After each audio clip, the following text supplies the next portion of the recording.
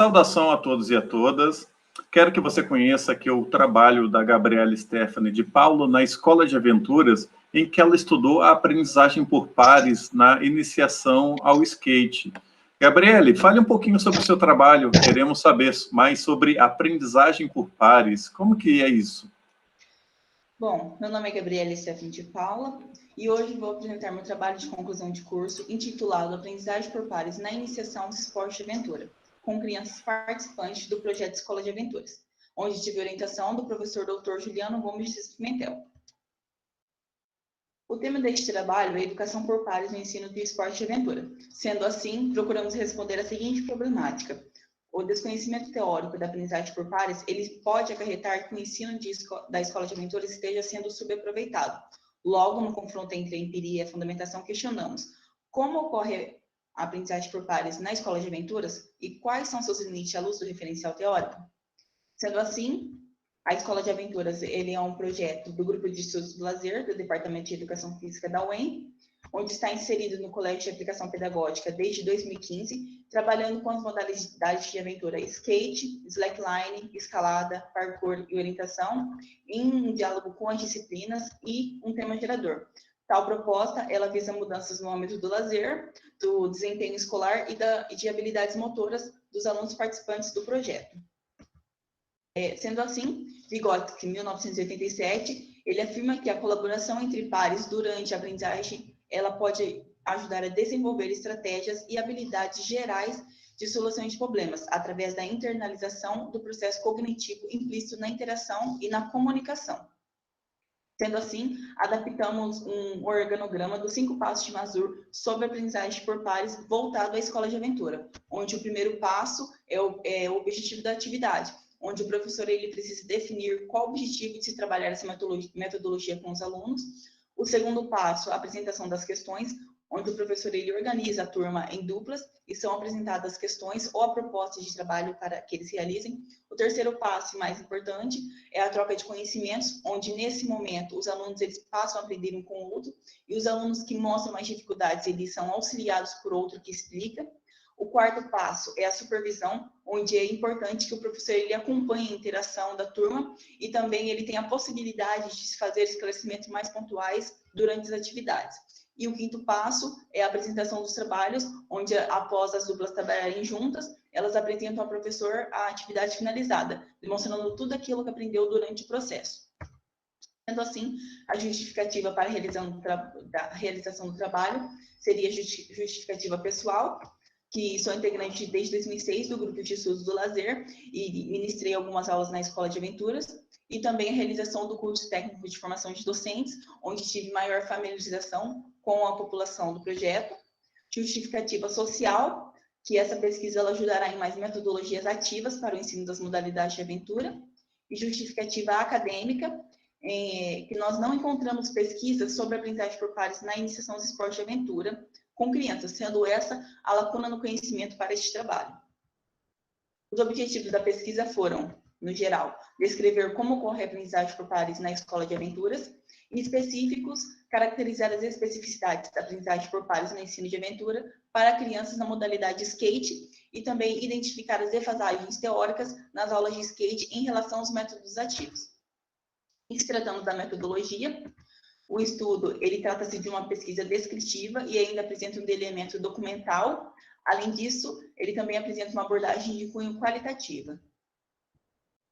Os instrumentos utilizados foram os relatórios, contendo 3 dimensões do conteúdo, a dimensão conceitual, a dimensão procedimental e a dimensão atitudinal, onde foram selecionados alguns tópicos de acordo com cada dimensão. Na dimensão conceitual, os tópicos apresentam facilidade e apresentam dificuldade. Na dimensão procedimental, os tópicos realiza sozinho, realiza com auxílio e não realiza. E na dimensão atitudinal, os comportamentos, que seriam comportado e respeitoso, destemido e corajoso, calmo, paciente, prestativo e solidário, interessado e motivado, concentrado e atento, bagunceiro e indisciplinado, medroso e receoso, tímido e encabulado, negativo e pessimista, desinteressado e indiferente, ansioso e impaciente. Também analisamos os tópicos dos planos de aula, onde o primeiro tópico seria uma acolhida aos alunos e uma conversa inicial com eles. O segundo tópico seria uma recapitulação do que eles aprenderam na aula anterior.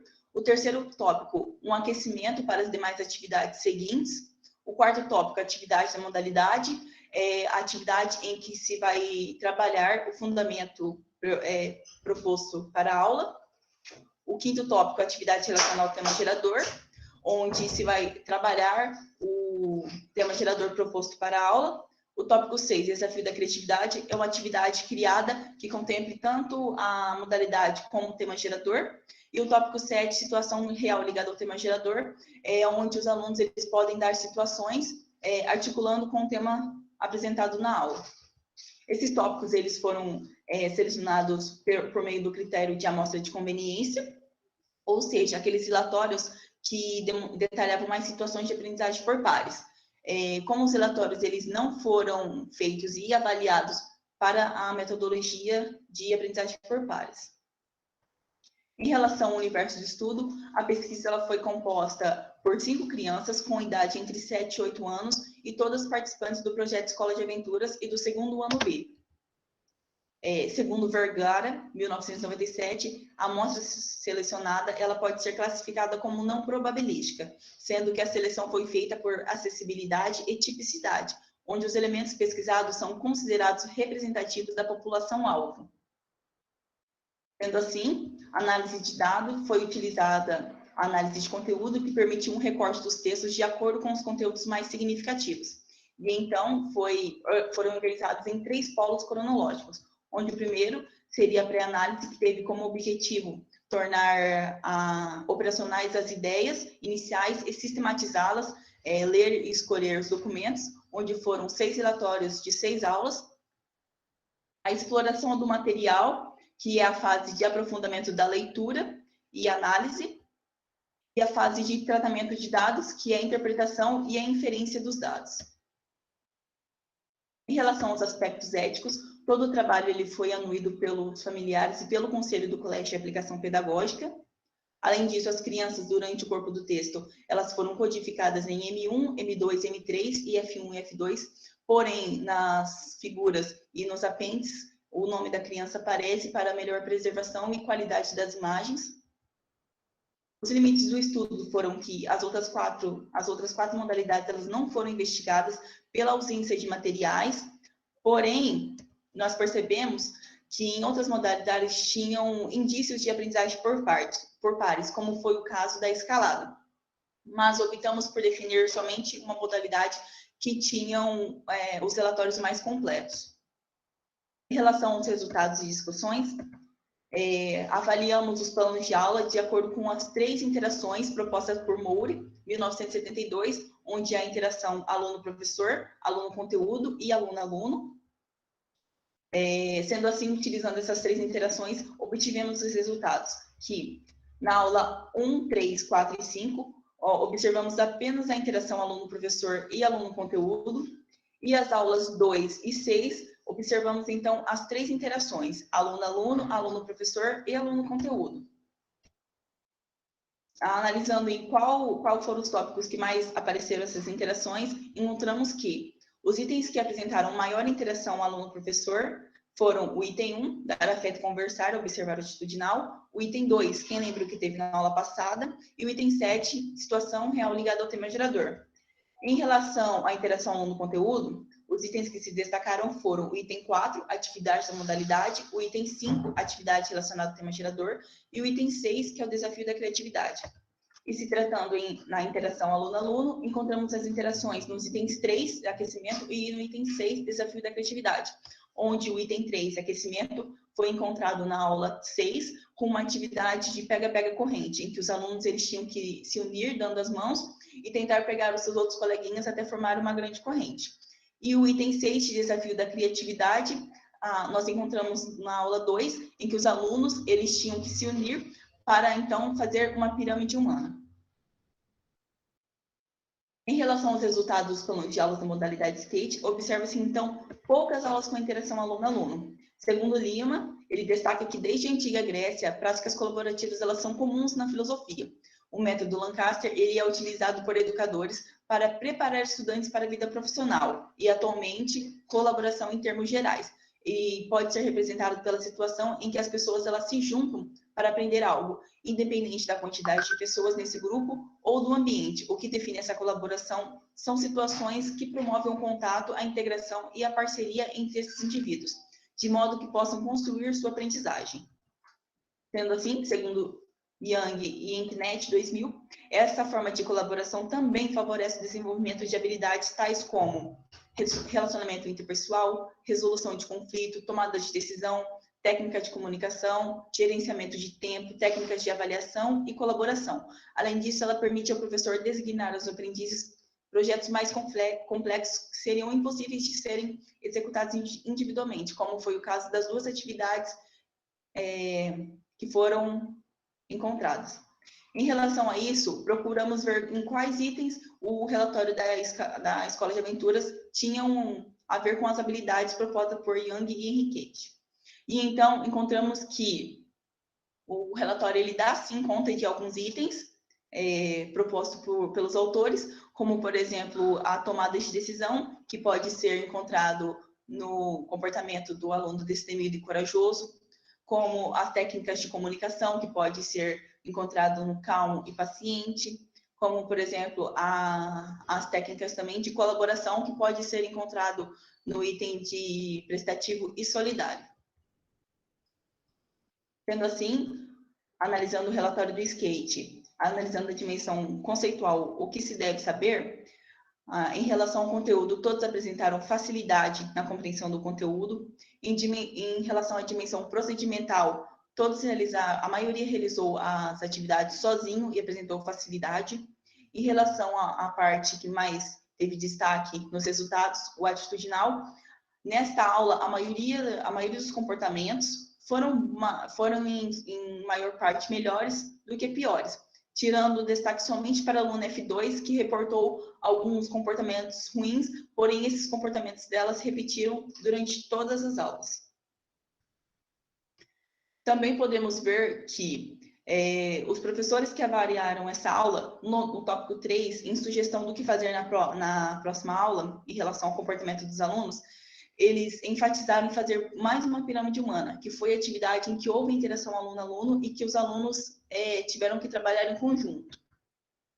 Esse resultado, ele se assemelha ao exposto por TMI 2012, onde através de um jogo em grupo, no qual as crianças conseguem avançar ao trabalharem juntas, foi possível perceber uma influência positiva no comportamento das crianças, na percepção do instrutor e também uma percepção das próprias crianças sobre os seus coleguinhas. Houve melhora de forma que elas apresentavam maior capacidade de entender o quanto ela participava da vida do colega e como os colegas a percebem.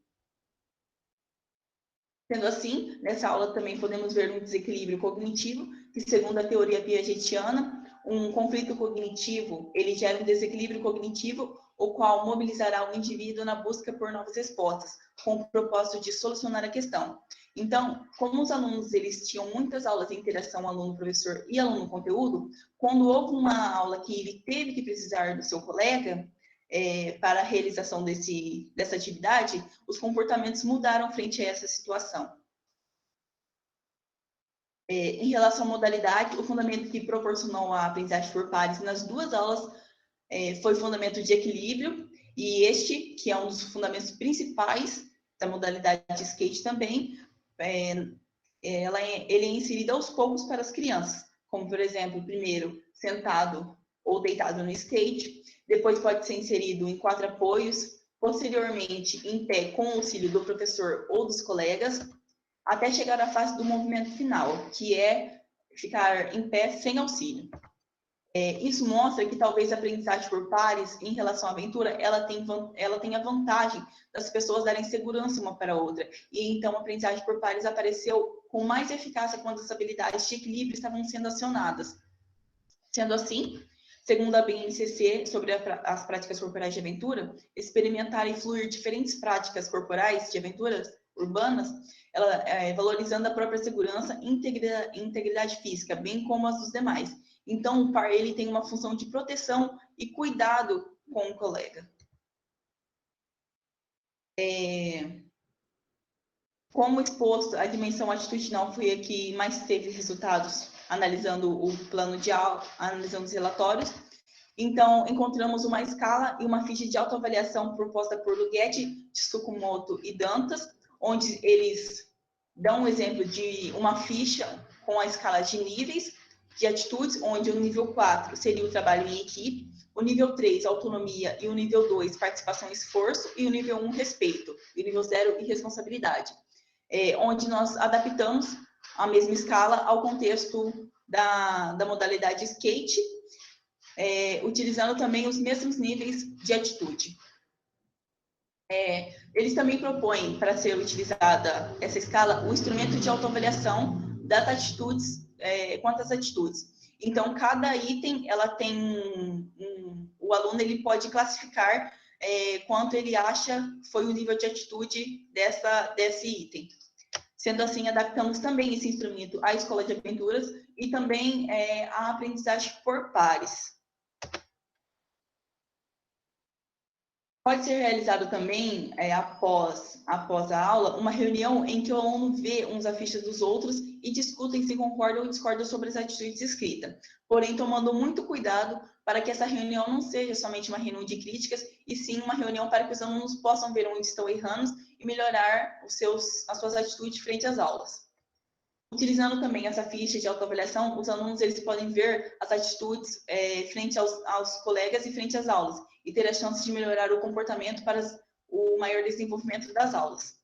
Aqui são algumas imagens da interação dos alunos durante as aulas da Escola de Aventuras.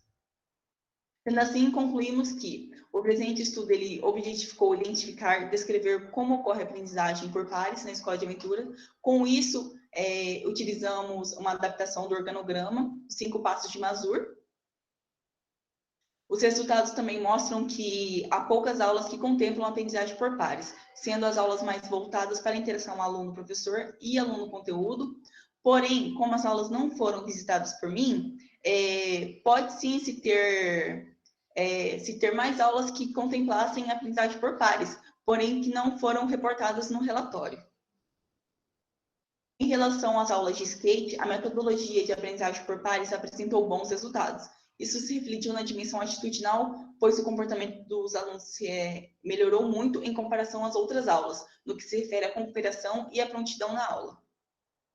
O fundamento também de destaque foi o fundamento de equilíbrio, onde esse fundamento foi abordado nas 2 aulas, que havia a interação por pares.